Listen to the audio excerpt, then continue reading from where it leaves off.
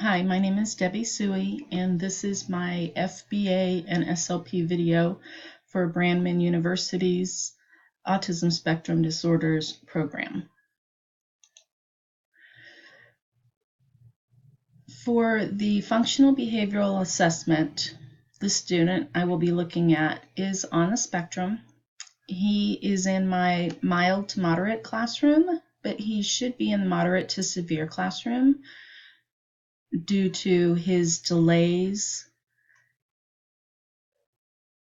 He has a new outside agency providing support for him as of 2 weeks ago. The aide who was with him is pregnant, and the parents are trying to protect her and the baby by having the outside agency providing support in the classroom. The district behaviorist is assigned to provide behavioral support for the student and techniques for my staff and I, as well as for the outside agency support aid that he has. So the FBA will be for snack time behaviors. The agency support aid states that Mom wants him to eat healthy, but she provides him with Fruit Loops, vanilla wafers, Capri Sun, just a lot of sugary foods to eat for snack and for lunch. For lunch, he is also able to go to the cafeteria and purchase his lunch. And when he does that, he typically will eat the cookie, and that's it. He might eat the cheese off of the pizza, but nothing healthy. So what we're planning on doing is directing him to a snack bag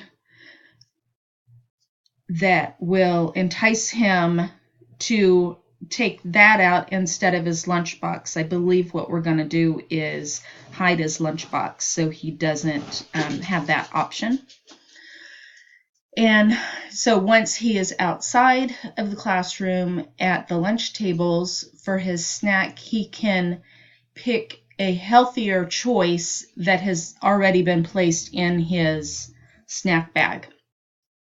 And it's also for him, for the FBA, is also for him to actually eat the chosen snack without having a behavior. He will hit, he will scratch.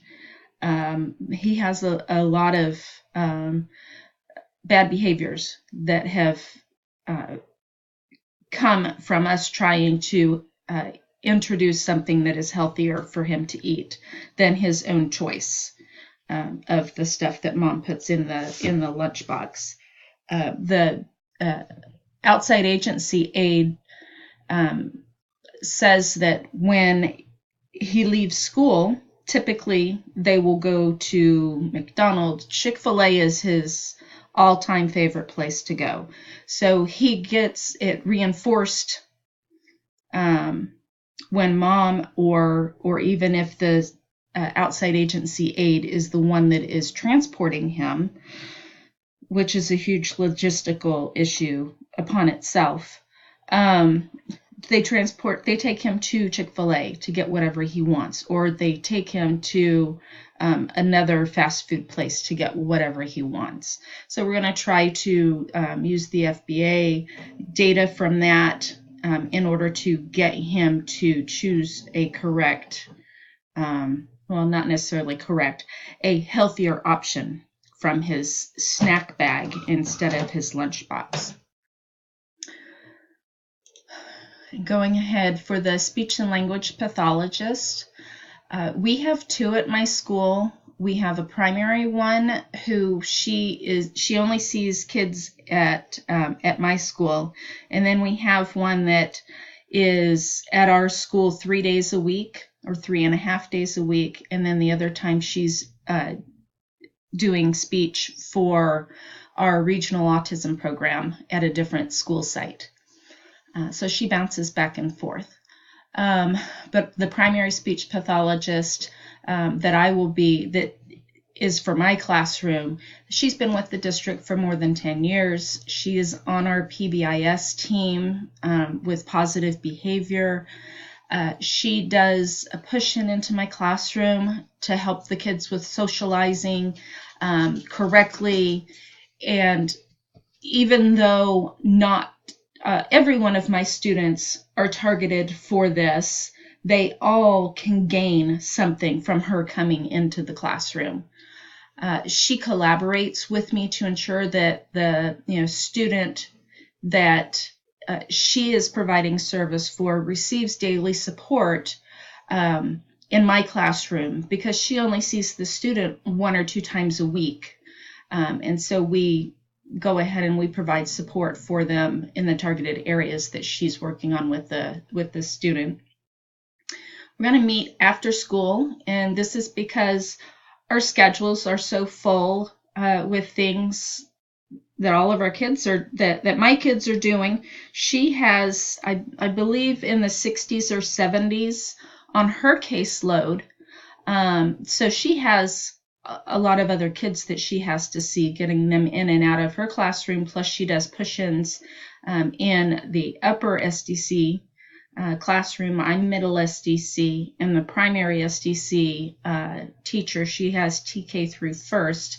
That is the other speech and language pathologist that services her room. So we're all just trying to get a schedule to where we can meet, and it turns out that it's best for us to just meet after school. We don't even have the same lunch times.